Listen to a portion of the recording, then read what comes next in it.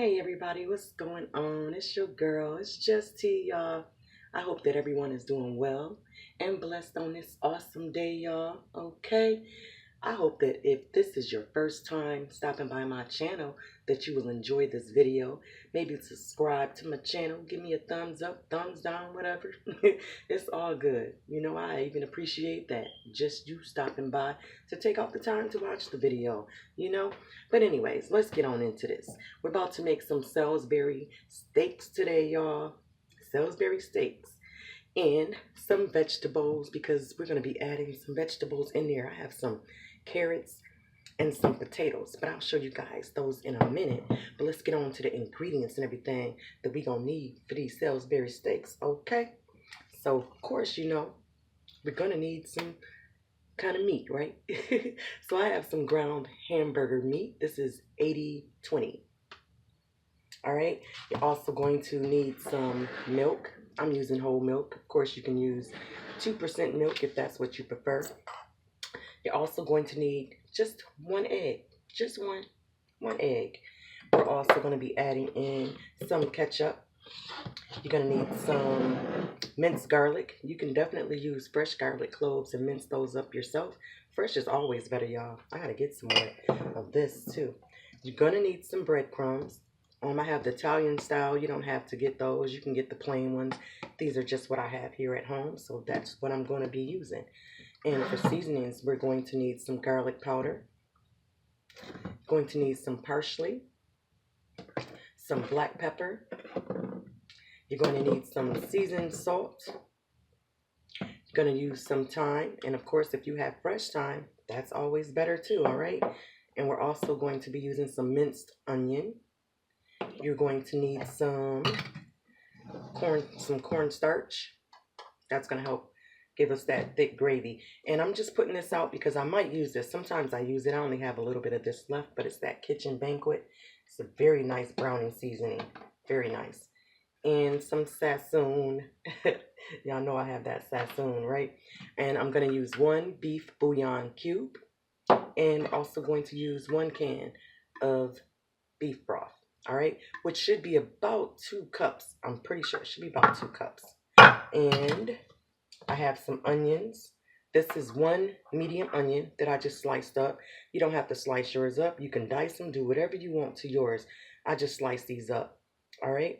And like I said, with the vegetables, because I'm going to have them with some vegetables. So I have some carrots that I just sliced up. And of course, you can buy those carrots, the mini carrots or whatever. But I just buy the long carrots, and I just scrape them off the top layer and cut those up. And I have some Idaho potatoes that I just cut into like quarter pieces.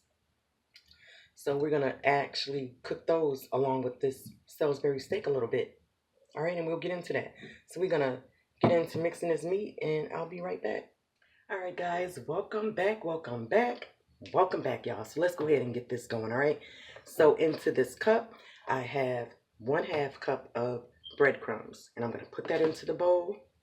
And also, I want to let you guys know, because I didn't tell you guys, with the ground beef, this is 2.25 pounds of ground beef. So I'll say for this recipe, just get yourself about 2 pounds of ground beef. That should make us about 5 patties. Should make us about 5, depending on what you're doing. If you're making meatballs or whatever with them, But I just want to let you guys know that. And we're going to add in 1 envelope of sassoon. Put that in the bowl. And with our seasonings, this is 1/2 tablespoon. With the minced onion, we're going to do 2 tablespoons of minced onion, all right? So add 2 tablespoons of minced onion in here. I love some onions. And the thyme, a teaspoon. I'm going to add in 1 teaspoon of thyme, all right? 1 teaspoon of that. That in here. Move these back here. Same thing with the seasoned salt. Now, if you like more seasoned salt, then you can add more into yours, but I'm going to add 1/2 of a teaspoon of seasoned salt. Gotta watch that blood pressure, y'all. That's enough for me. Yes, ma'am. Black pepper, I'm going to do 1/2 a teaspoon of black pepper as well. garlic powder, I'm going to add a tablespoon of garlic powder. Parsley, I'm going to add 2 tablespoons of parsley flakes. And also, if you have fresh parsley, y'all, come on, that's going to be even better. Put that in here. Oh, Lord have mercy. Go ahead, girl. Knock it all over. Minced garlic, I'm going to add 2 tablespoons of minced garlic.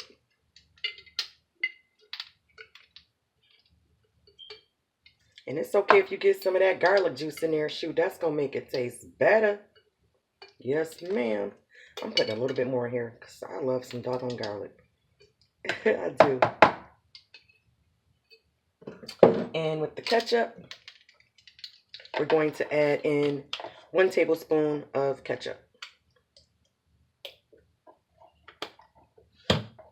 Put that on in there, right? Get our egg. We're getting that 1 egg right there. Put that on in there. Now, you're going to have to get your hands a little dirty, boo, making this, okay?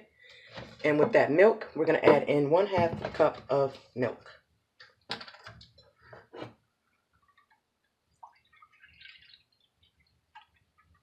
One-half cup. We're going to pour that in there.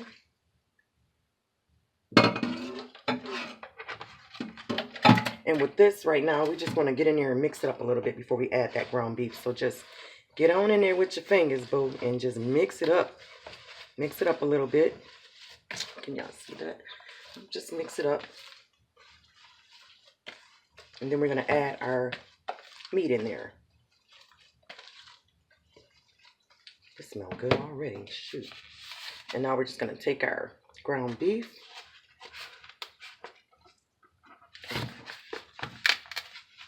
Come on now. There we go. Break it up in there.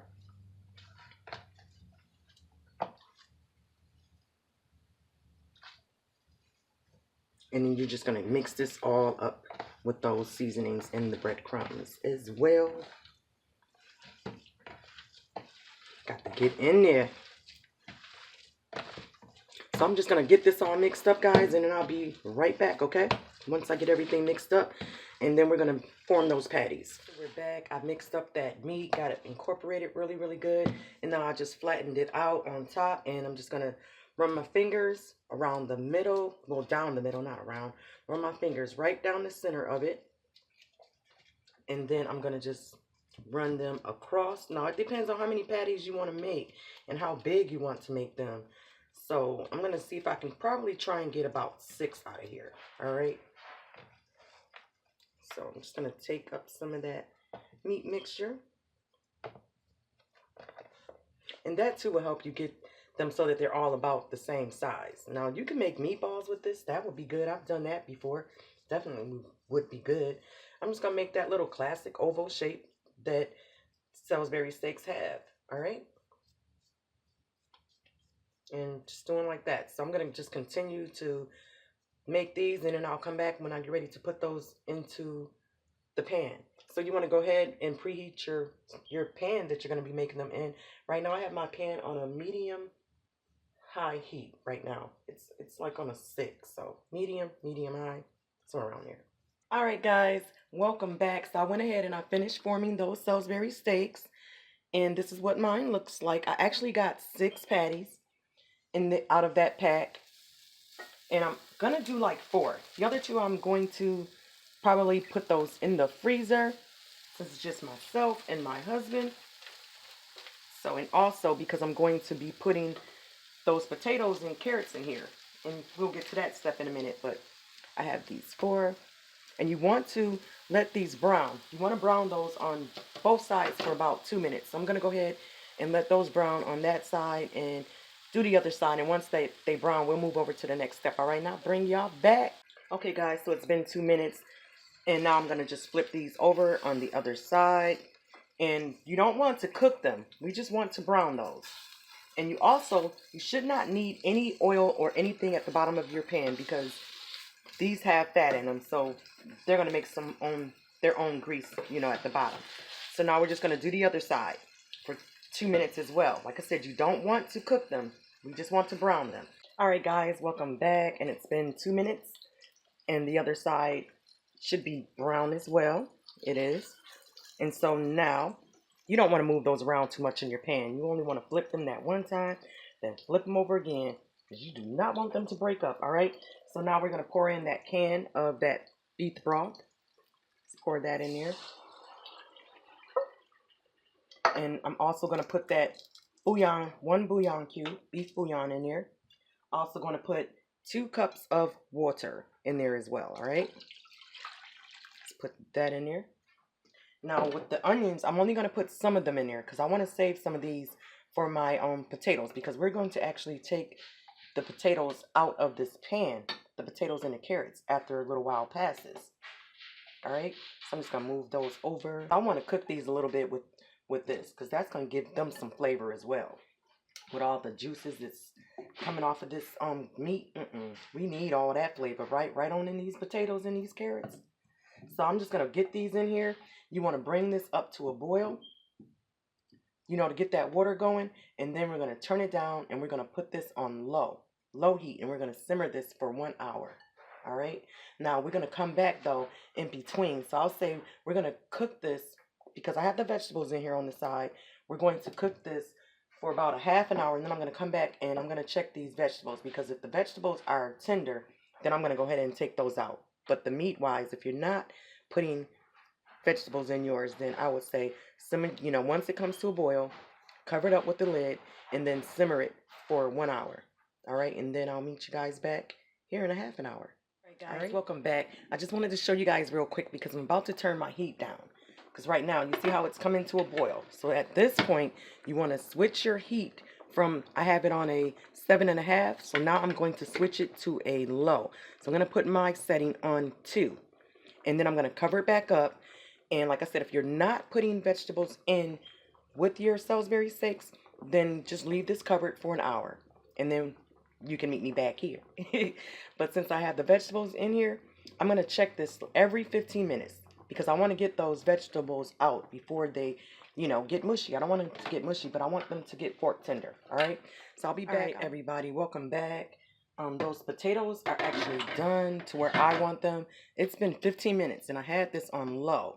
So I'm going to take these out, and I'm just going to put those in a bowl on the side. I'm going to set those aside.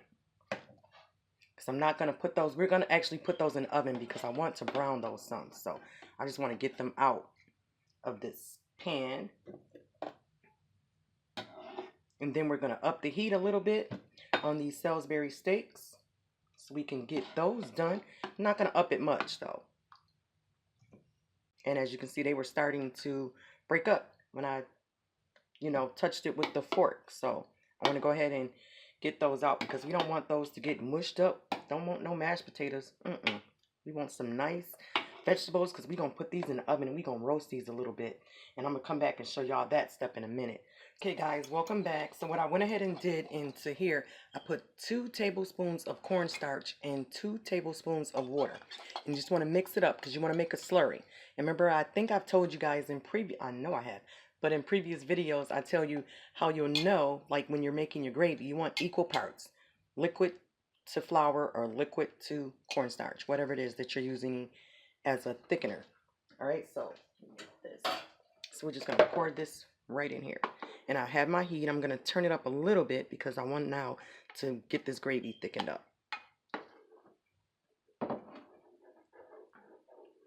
You just want to mix it all up. And then I'm going to add a little bit of that kitchen banquet in there.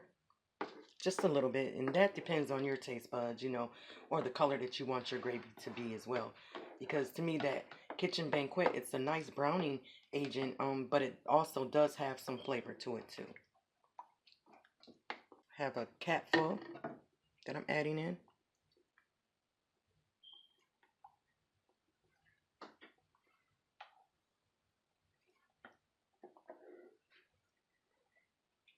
And now we're just wanting this gravy to thicken up.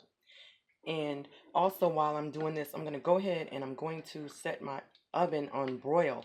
I want it on a low broil, because now we're about to get those vegetables and get those in there as well. With that slurry that we put in here, once this gravy thickens up, we'll turn our heat back down because right now I have my heat on a 7 right now. So we want this gravy to thicken up some. And that kitchen banquet just gives it a nice little color.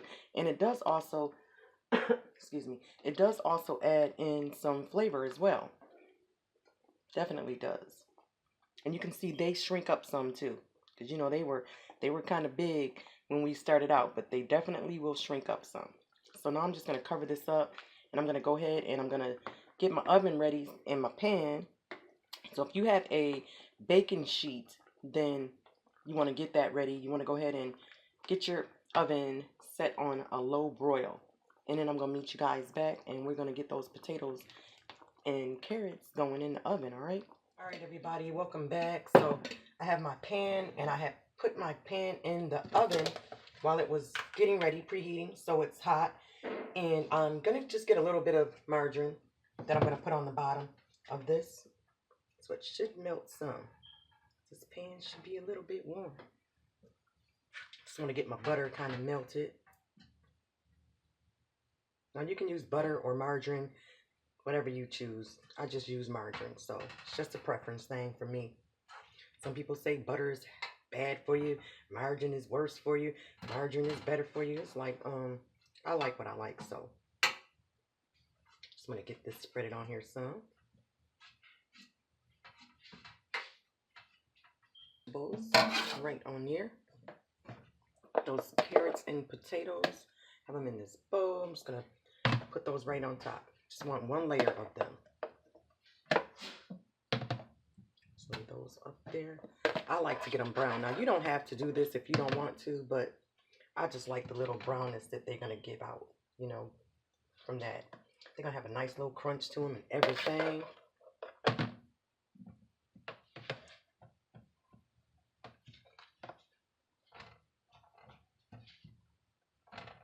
Oh, and that butter, oh yes.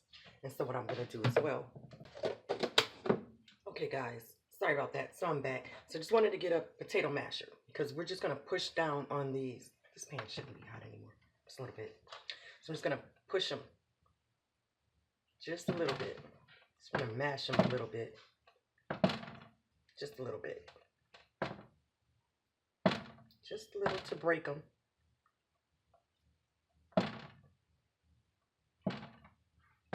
You know, hopefully you guys can see that. I just want to break them open. That's it. So I'm going to continue doing that, and then I'll bring you guys back and move over to the next step, all right? Okay, so I just mashed those down a little bit, and I have a little bit of minced garlic that I'm just going to put on top. That's up to you. Just want to put some on top of each one of those potatoes because I just love garlic. I do. So I'm just going to put some on top of those. Now you don't have to put the minced garlic on there if you don't want to. Those are your potatoes, you know what I'm saying? Yes, this is going to be good though. You guys, if you love garlic though, you really have to try it because this is so good. I swear to goodness it is. It's really good. And I love potatoes too. So let me wipe my hands. And I'm just going to put a little bit of black pepper and some salt on them as well. Just going to sprinkle some black pepper on those.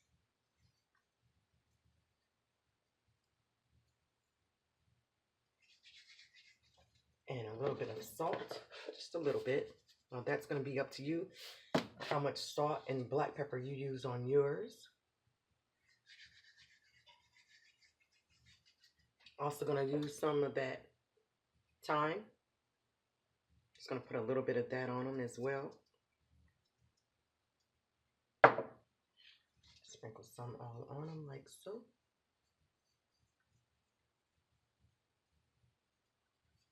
Some parsley would be nice on these as well. And then I'm going to lay some of those onions on here.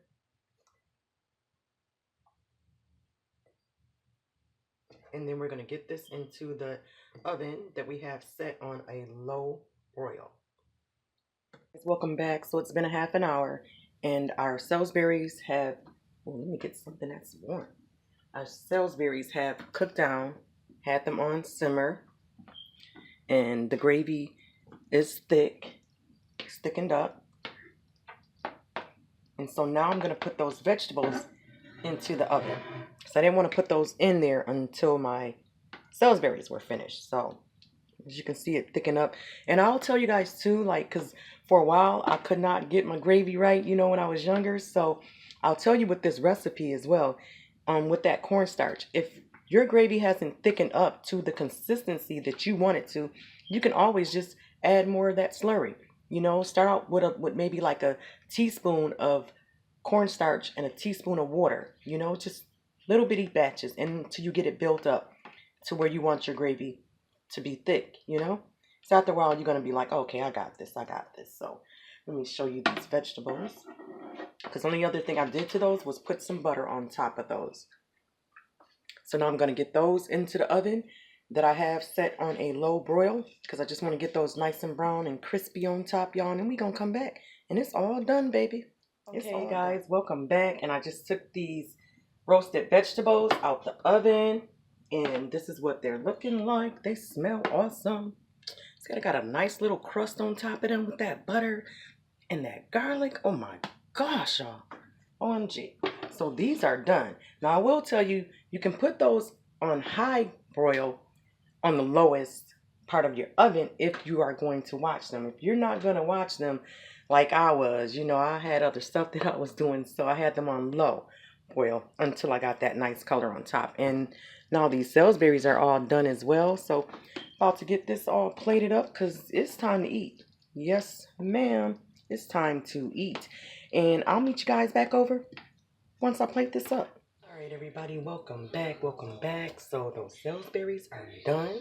Got those plated. They looking good. And I'm having this with some white rice, which is in the middle. And then we got those vegetables that we cooked with those Salisbury steaks and then roasted them a little bit in the oven.